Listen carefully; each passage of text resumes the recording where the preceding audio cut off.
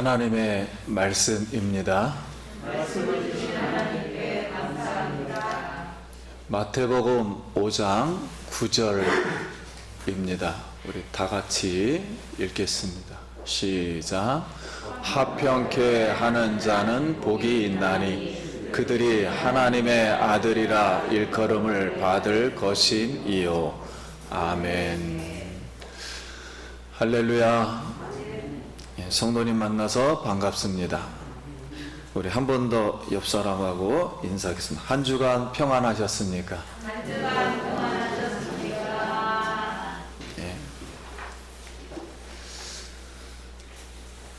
우리 아침에 우리 신철 형제님이 이제 찬송하고 멘트할 때 우리 성도님들 사랑하고 축복합니다. 그 멘트를 할 때 굉장히 저는 마음에 와닿더라고요. 계속 하는 멘트지만 계속 오늘도 우리 성도님들 사랑하고 축복합니다. 오늘 하늘문을 하나님께서 여시고 우리 성도님들 마음속에 있는 근심과 평안은 다 주님께 맡기길 바랍니다. 그리고 하나님의 평강이 오늘도 임하기를 간절히 기도드립니다. 이제 천국이 임한 사람은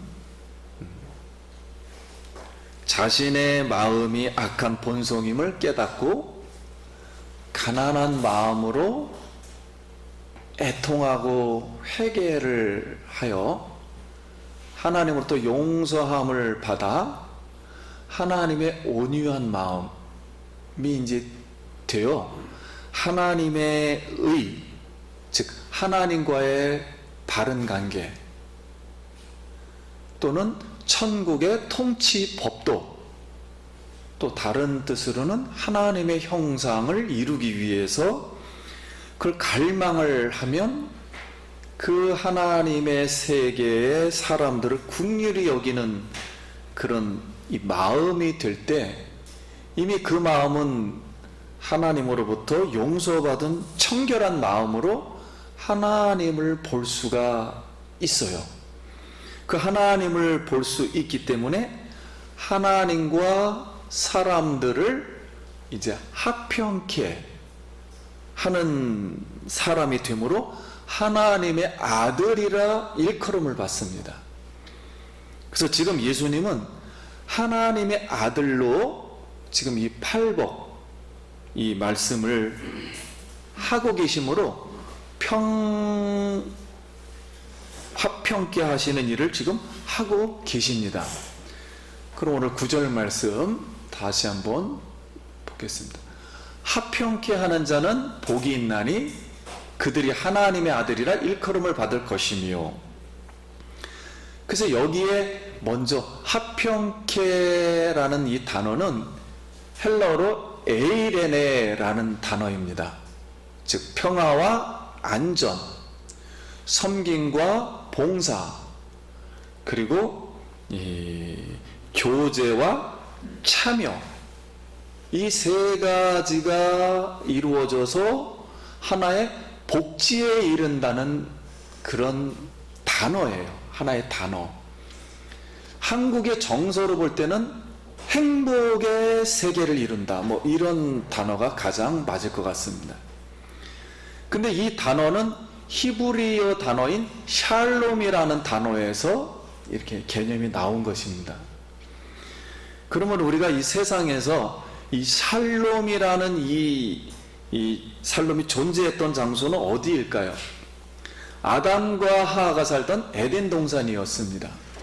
그런데 성경은 하늘에서 영계에서 타락한 천사가 지상으로 쫓겨와서 에덴 동산에 무단으로 침입한 것입니다. 무단으로 침입해서 하와를 유혹합니다. 근데 그 전에 하나님은 선악을 알게 하는 나무 열매만은 먹지 말라. 먹는 날에는 죽으리라. 이렇게 하나님과 첫사람인 인류가 다 들어있는 사람, 아담, 사람을 아담이라고 표현한 것입니다. 성경은 아담과 언약을 했는데 그만 사단의 유혹으로 말미암아 아담과 하하가 선악과를 먹음으로 에덴 동산이라는 그 샬롬의 나라, 즉 평화의 나라, 거기서 그 샬롬은 사라졌고 아담과 하하는 약속된 이 샬롬의 나라에서, 평화의 나라에서 쫓겨났습니다. 그러므로 이 불행한 역사가 이제 이 인류는 시작되게 되었습니다. 그럼 하나님과 언약을 회복하기 위해서 하나님은 하나님의 그 샬롬의 나라를 회복하기 위해서 여인의 후손이 와서 이 사단의 머리를 깰 것이며 사탄은 여인의 후손의 발 뒤꿈치를 상하게 할 것이다. 그래서 세상은 하나님의 샬롬이 없는 전쟁의 역사가 시작되었어요. 즉 영적 전쟁이라고 해도 괜찮고 겉으로 일어나는 모든 전쟁은 다 일어나기 시작했습니다. 그래서 아담과 하하가 아이를 낳아서 가인과 아벨을 낳았는데 불행하게도 예배를 드린 후에 하나님은 가인과 제물은 받지 않고 아벨과 그 제물은 받으심으로 가인이 아벨을 미워하여 들로 데리고 나가서 돌로 아벨을 쳐 죽였습니다. 그 두 번째 이 가족 간에도 바로 이 평화가 없는 전쟁이 시작되었습니다. 그래서 성경은 이런 이 샬롬의 나라, 이 나라를 회복하기 위해서 하나님이 예언한 말씀, 이 샬롬의 나라는 어떤 나라인가를 잘 예언해주는 구절이 있습니다. 그 구절이 이사야 9장 6절입니다. 같이 한번 읽도록 하겠습니다. 시작. 이는 한 아이가 우리에게 낳고 한 아들을 우리에게 주신 바 되었는데 그의 어깨에는 정사를 메었고 그의 이름은 기묘자라 모사라 전능하신 하나님이라 영존하신 아버지라 평강의 왕이라 할 것임이라. 자, 이 말씀은 예수 그리스도의 정체성에 대한 예언으로 한 아기, 한 아들, 기묘자, 모사, 전능하신 하나님, 영존하신 아버지가 먼저 존재한 다음에 그 다음에 평강의 왕, 평강을 이룰 수가 있어요. 평화를 이룰 수가 있습니다. 그래서 이 평강의 왕은 그리스도를 말합니다. 그럼 그리스도 예수님이 하시는 일은 하나님과 화평을 먼저 하고 이웃과 화평을 하고 모든 피조물과 화평케 하시는 그리스도를 일컬어 구약은 그때서야 용어를 사용합니다. 하나님의 아들 사역이라는 거예요. 아들이라는 개념은 내가 낫다 이런 육체적인 말을 말하는 게 아니고 성경에서 하나님이 만세전에 이런 계획과 섭리를 이루어드릴 수 있는 사람, 그게 하나님의 두 번째 성자인 예수 그리스도, 그를 하나님의 아들, 다른 말로 히브리적 표현으로 하면 창조한 개념에서 보면 평화를 다시 만들 수 있는 사람, 이 평화의 왕이라 이렇게 호칭을 하였습니다.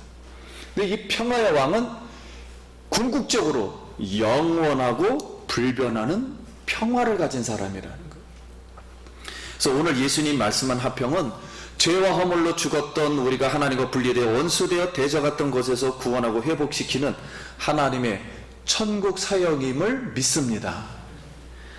하나님의 평화가 사라진 세상에서 하나님과 사람이 평화하여 하나님의 이 샬롬의 나라, 즉 평화의 나라를 회복하는 일을 위해 하나님의 아들 예수 그리스도가 이 땅에 오셔서 화평케 하는 자, 즉 천국 사람에 대하여 지금 말씀을 하고 있는 것입니다.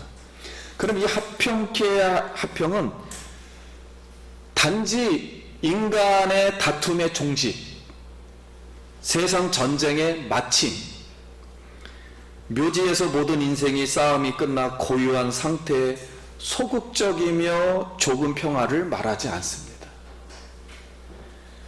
전쟁은 평화의 도구입니다. 수단입니다. 그래서 반대말은 아닙니다. 즉 평화를 위해서 전쟁을 하는 것입니다. 그래서 하나님과 평화하기 위해서는 지금 예수님은 죄와 사망과 사탄과 죄인과 불의와 거짓과 그리고 이 질병과 어두움과 불안과 이런 것을 위해서 악과 전쟁을 하고 계십니다. 그래서 화평이란 악과 대조되는 하나님의 평화, 화평, 복지, 안녕, 웰빙이라 그러죠. 웰빙을 한국 순수한 말로는 참사리, 다른 말로는 참 행복, 잘 사는 것을 이렇게 의미하였습니다. 그래서 바울은 살롬을 헬러 에이레네를 47번 사용합니다. 신약에 47번 사용하는데 로마서 2장 10절에는 선을 행하는 각 사람에게는, 이 선은 하나님이 창조 전에 가졌던, 하나님만이 가지고 있던 궁극적인 선이에요. 절대적인 선, 하나님만 행할 수 있는 선, 완벽한 선. 우리가 생각하는 선을 말한 게 아닙니다. 유교에서 말하는 지금 죄인이 가지고 있는 선을 말한 게 아니에요. 이 궁극적인 선은 예수 그리스도 안에다가 집어넣으신 것입니다. 예수님이 가져오신 거예요. 그 예수 안에 있는 선을 행하는 사람에게는 영광과 존귀와 평강이 있으리니, 여기에 평화가 있으리니, 먼저는 유대인에게요, 그리고는 헬라인에게로다.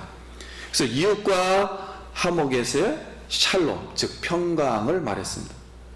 그리고 하나님이 상급을 주시는 것이 평강이라는 거예요.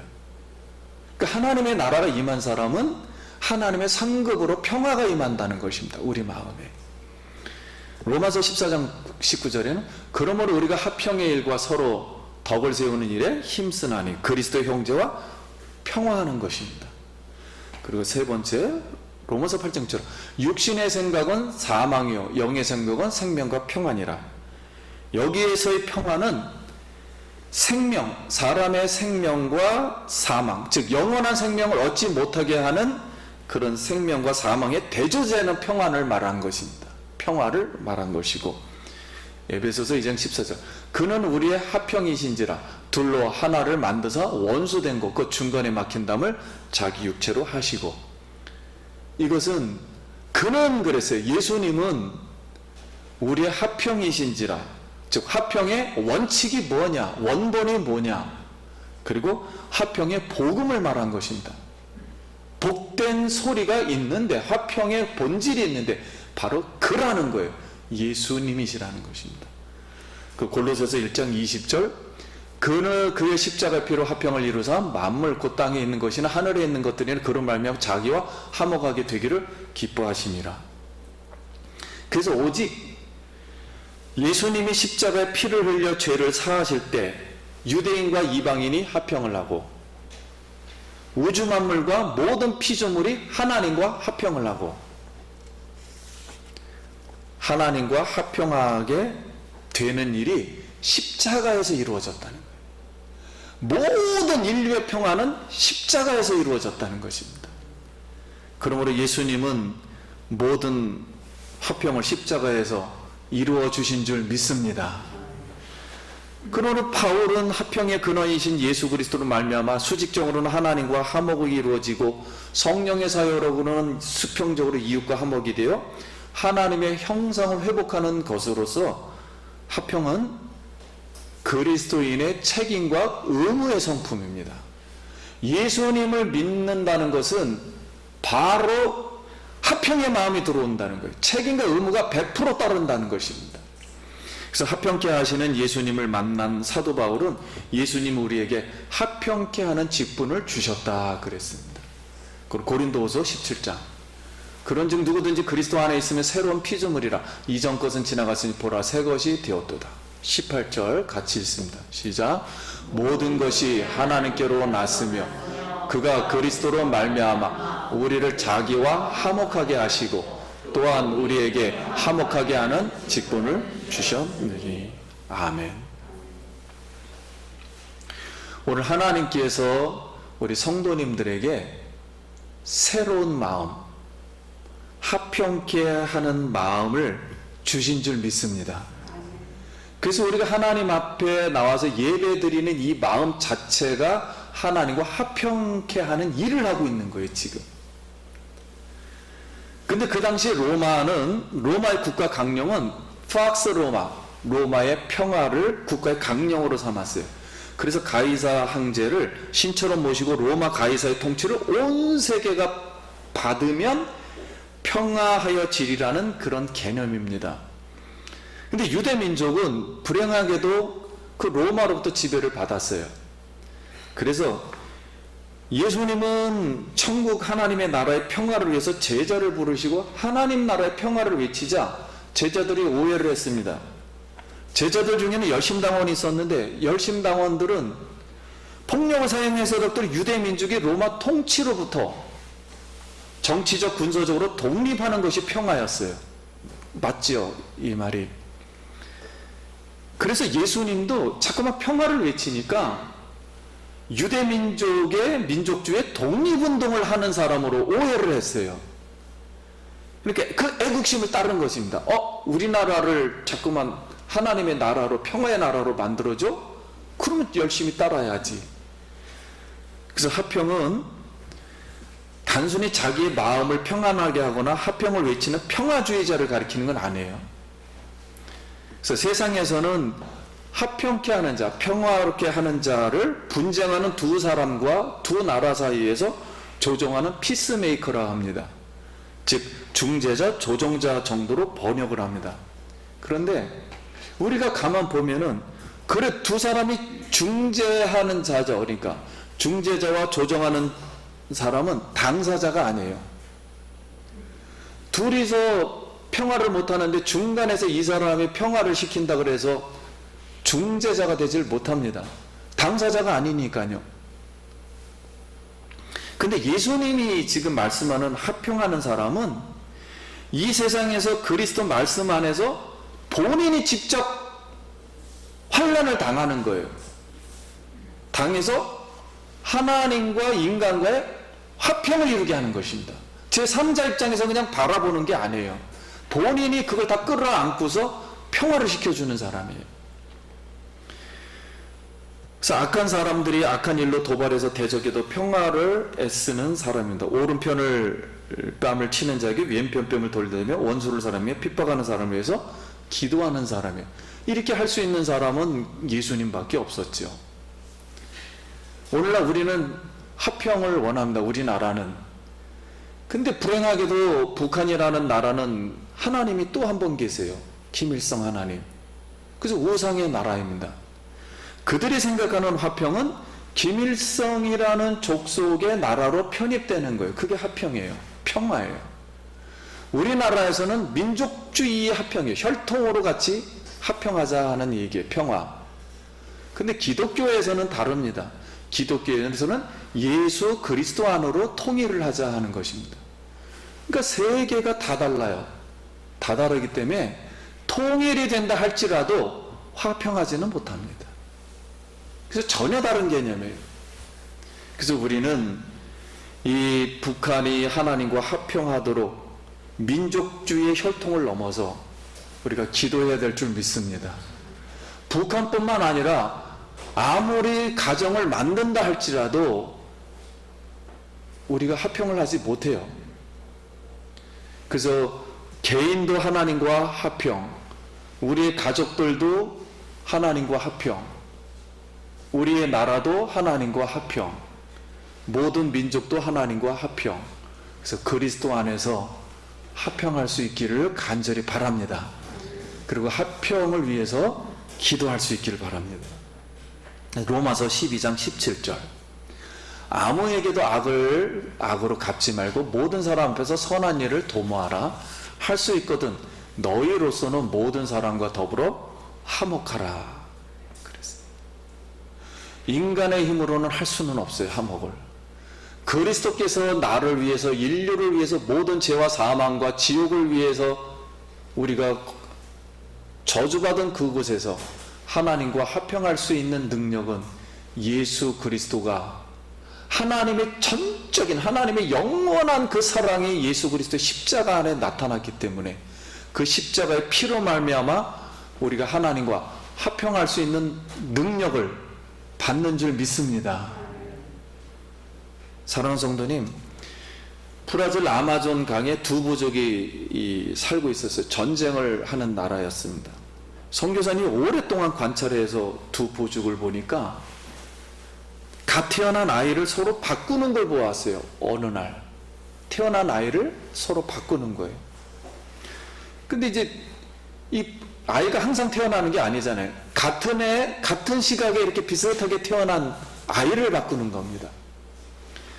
그럼 그 해에는 서로가 전쟁을 하지 않고 피를 흘리지 않는 거예요. 그래서 선교사님이 어떻게 하면 이 두 부족 간의 평화를 이루게 할 것인가, 그리고 예수를 어떻게 믿게 할 것인가 하다가 부족 간에 가서 이제 설교를 하게 되었어요. 서로 교환하는 아이가 예수님이 죄인을 구원하기 위해서 십자가에 죽으신 예수님이라고 설교를 했습니다. 근데 이 선교사님은 이걸 갖다 문화라고 하는데, 문화에다 복음을 적용을 할 때 과연 예수님이 아이라고 해도 될까, 이게 고민이 많았어요. 근데 했습니다. 그렇게 이 아이가 십자가에서 우리와 하나님 사이를 화평하게 한 아이입니다 라고 설교했더니 그 부족들이 둘 다 이해를 한 거예요. 그래서 그 평화라면은 그들의 마음속 깊은 곳에서는 늘 평화가 원했던 거예요. 겉으로는 싸움을 하고 피를 흘렸지만. 근데 그 근본 문제를 해결을 하니까 둘 다 예수님을 영접한 거예요. 그래서 이 선교사님에게 상상할 수 없는 사건이 일어난 거예요. 순식간에. 그래서 두 부족이 화해를 하고 두 부족이 다 교회를 설립했습니다. 그래서 이 사람의 그 일대기, 이 사람이 한 40년간 했는데 그 이야기를 책을 한 권 써냈어요. 그 책의 이름이 뭐냐면 화해의 아이라는 것입니다. 화해의 아이, The Children of the Reconciliation 해가지고 화해의 아이를 딱 펴냈어요.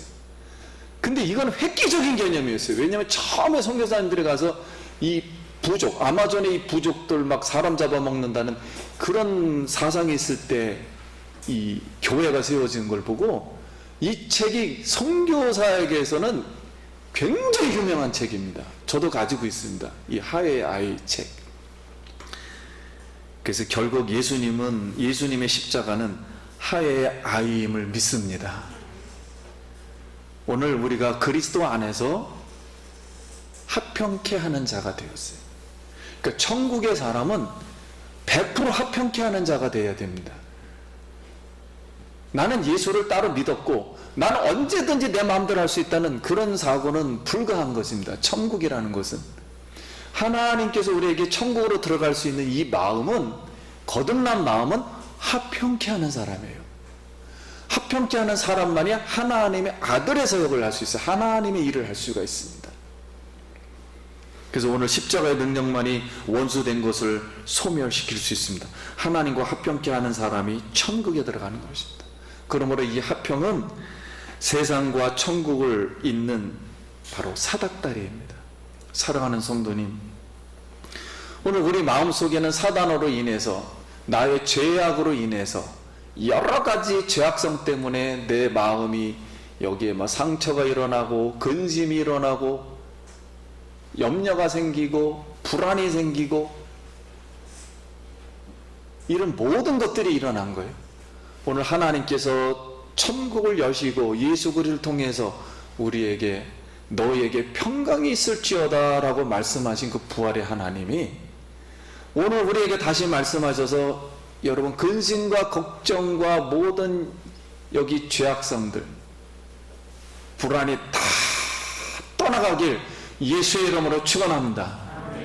하늘의 평강이, 하늘의 평화가, 오늘 이 시간 하늘의 고유한 평화가 임하길 간절히 바랍니다.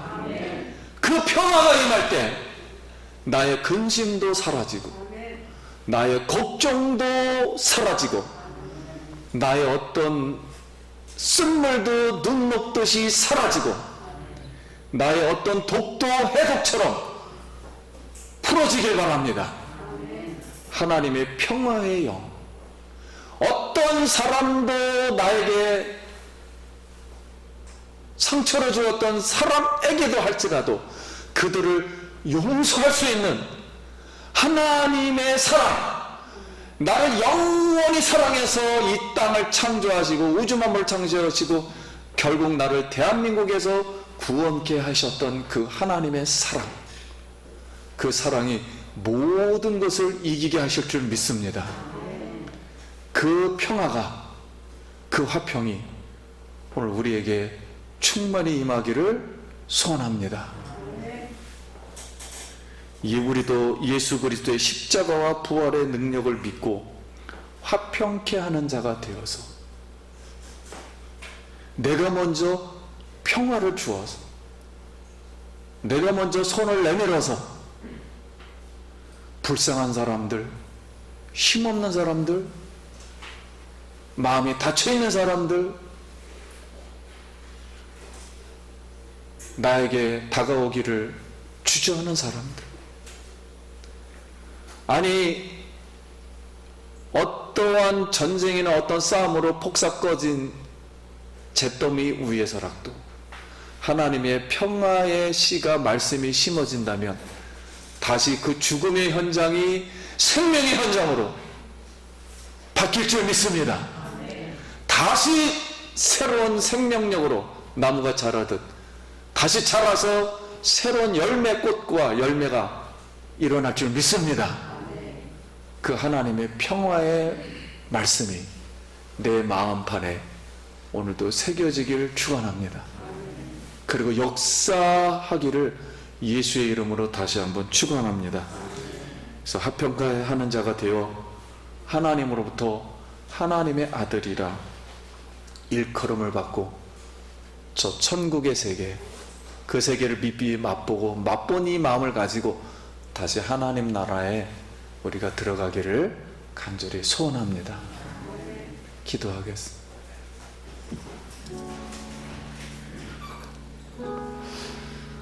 네, 성도님들, 오늘 말씀을 우리도 들었습니다. 내 깊은 곳 안에는 불안이 있고 근심이 있고 걱정이 있고 쓴 독이 있습니다. 예수님의 피를 믿으면 사라질 줄 믿습니다. 미워하는 사람도 나의 원수도 하나님의 그 십자가의 피로 그게 녹는듯 녹아질 줄 믿습니다. 순식간에 일어날 수 있는 사건입니다. 우리 하나님 앞에 그 사랑을 구하고 그 평화를 우리가 이 시간 구하고 그 은혜를 받기 원합니다. 다 같이 기도합니다. 하나님 아버지, 은혜를 감사합니다. 하나님의 이 평화를 주시옵소서. 예수 그리스도께서 우리에게 주신 그 평화, 영원히 죽을 수밖에 없고 영원히 저주받을 수밖에 없으며 영원히 아버지 질병 가운데, 영원히 불안 가운데, 어둠 속에 있던 우리를 하나님이 그 피로 말미암아 하나님과 화평케 하시고 밝음을 주시고 하늘나라에 들어가고 영원한 생명을 마시게 하나님 인도하신 하나님 감사합니다. 우리에게 평화를 주시옵소서. 화평케 하는 자가 되게 하여 주시옵소서. 우리 다 같이 하나님 앞에서 손을 가슴에 얹고 머리에 자기가 자신을 용서하는 마음으로 안수를 하고 이 손 안에는 나의 모든 죄악과 나의 모든 원수된 자들과 나를 괴롭게 했던 모든 수고하고 무거운 짐들이 있습니다. 그러나 그 손을 예수님이 잡아주셨고 그 손으로 예수님의 손 안에서 예수님의 마음으로 내가 나의 자신을 이 시간 축복하는 겁니다. 기도하겠습니다. 사랑의 하나님, 평화의 하나님, 웬 사랑인지 웬 은혜인지 세상에서 고통받고 슬퍼하며 외롭고 어렸을 때부터 우는 아이에게 평화의 하나님으로 구원주의 예수님으로 찾아와 주신 것을 감사합니다. 예수의 영이 우리 속에 들어와 나의 불안을 없앴고 나의 두려움을 없앴으며 나의 죄를 사하여 주셨습니다. 주님 감사합니다. 내가 예수님을 그 평화의 마음을 가지고 예수님을 의지하며 예수님의 손을 붙잡고 내가 내 자신에게, 내 가정과 내 자녀에게, 내 일터와 그리고 우리 가족들에게, 그리고 세상을 향해서 안수합니다. 주 이 세상을 용서하여 주시고 나의 기도를 들어 주시옵소서. 이 예수님의 손이 안수할 때 병자가 고침을 받고 마음의 평화가 임하고 귀신이 떠나가며 하나님의 나라가 하나님이 임하여 주시옵소서. 우리의 묶여있던 것이 풀려지게 하여 주시고 우리가 제물로 고통받는 곳에서 해방되게 하여 주시옵소서. 하나님 오늘도 화평하는 자로 살아갈 수 있도록 성령님 부어 주시옵소서. 사랑하는 자의 영혼들을 구원시켜 주시옵소서. 예수님 이름으로 축복과 기도 드립니다. 아멘.